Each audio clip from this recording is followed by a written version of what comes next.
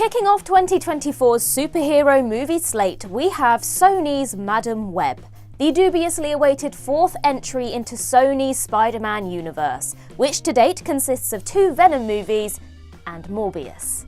Expectations weren't exactly high for the MCU-adjacent franchise's latest installment, and early reviews have predictably panned Madam Web into the ground, suggesting that it represents some of the most soulless, uncreative blockbuster filmmaking of recent years. Now, although superhero fare has generally had a tough time as of late on the big screen, nothing we've seen lately is nearly as much of a misfire as this. Despite the potential to acquaint mass audiences with an entirely new corner of Spider-Man lore, it seems that critics predict that many fans will come away from Madam Web not really caring much about the title character or her Spider-Women sidekicks. Now, 2024 is still young, but if this film ends up with a couple of Razzie nominations next year, it wouldn't be much of a surprise. So with that in mind, I'm Ellie for What Culture, and let's discuss why Madam Web just flopped. Now, before we begin, a big thank you to our wonderful writer Jack Pooley for his detailed analysis here. Number 10, the insultingly dumb plot. Plenty of good superhero movies have had so-so plots,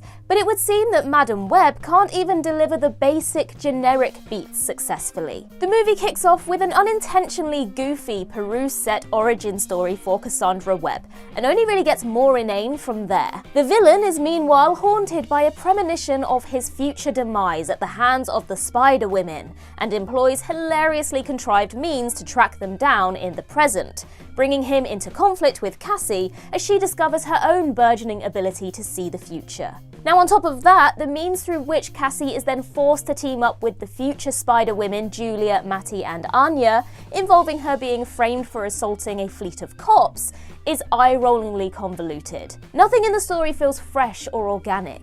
You can practically hear the narrative's rusty machinery aching as the film traipses along, delivering a rather silly rendition of a superhero movie formula that we've been subject to far too many times by now already. Number 9, wasted potential of a solid cast. The cast are the real victims of this movie, because on paper they certainly seem like decent enough fits for their parts.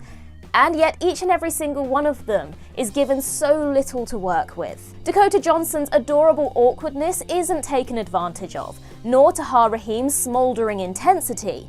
And it's really only Celeste O'Connor and Isabella Merced who managed to make much of a dent as Mattie and Anya, respectively. Even the fast-rising Sydney Sweeney has oddly lacking screen presence here, and given her well-proven dramatic chops, she was clearly deserving of a beefier role, even accepting this as the fundamentally silly superhero romp that it is. Number 8, the villain sucks. Madam Web's villain, Ezekiel Sims, is an absolute bust. Beyond his rather dull, self-preserving motive and the silly methods he employs to try and save his own life, he's desperately lacking in personality beyond intense-looking rich dude who likes to walk around barefoot in a suit. And to be honest, it's an embarrassing waste of the supremely talented Tahar Rahim, made even worse by the fact that a large percentage of his dialogue appears to have been redubbed in post-production. In numerous scenes, Sims' mouth is curiously obscured from view while he's speaking, and there are even a few moments where his spoken words are entirely out of sync with his mouth movements.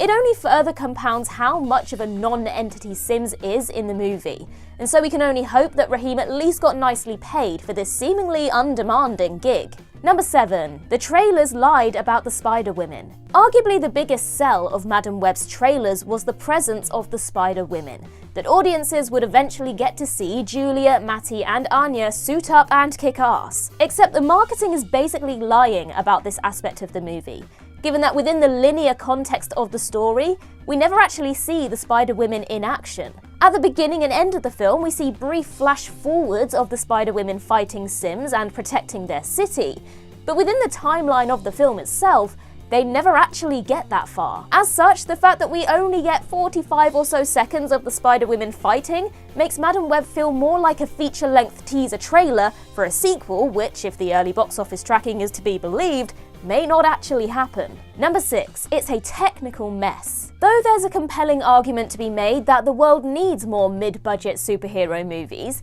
The $80 million Madam Web is an absolute train wreck from a technical perspective. The editing is rather chaotic, with both the slapdash action sequences and frantic premonitions suffering from their fidgety inability to just sit still and focus on any one image for more than about a second. In terms of camera work, there seems to be a baffling overuse of both annoying shaky cam and pointless zooms.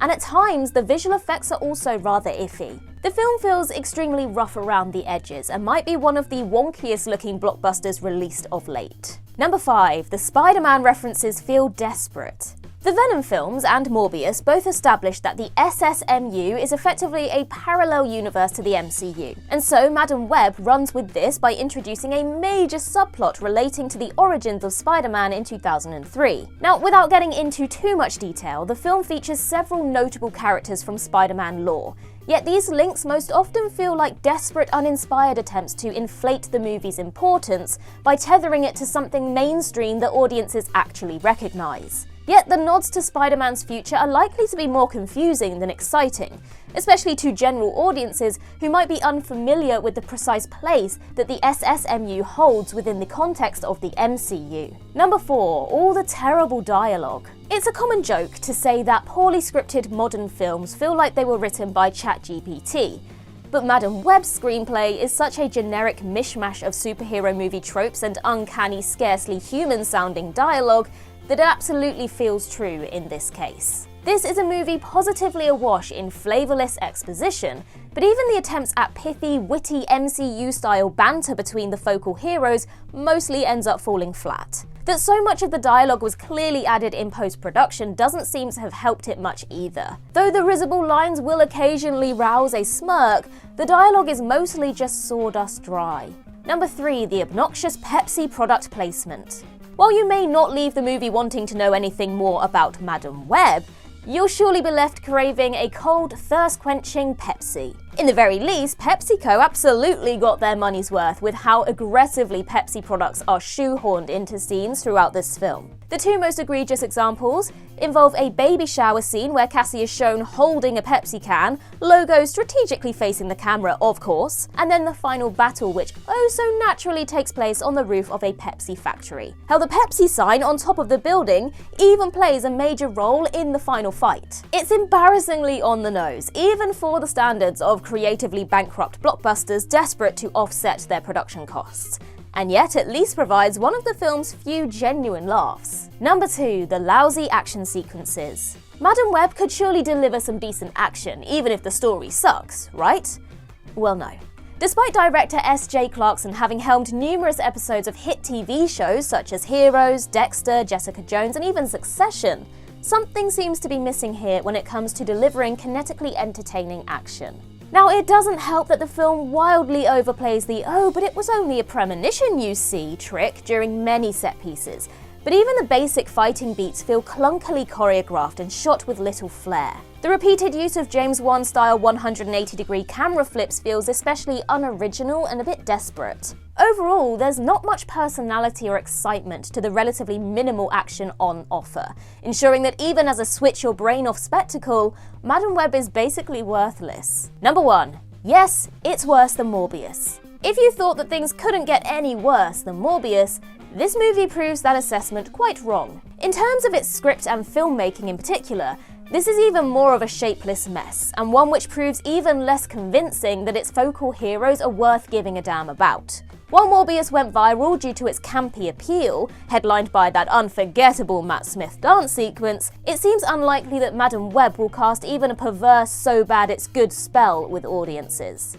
This is just an artistic failure in every way that a film can be, and even as a crass commercial calculation, it seems destined to evaporate from the cultural consciousness in record time. But, as always, we'll let you decide what you think. Head to a cinema near you and watch it for yourself!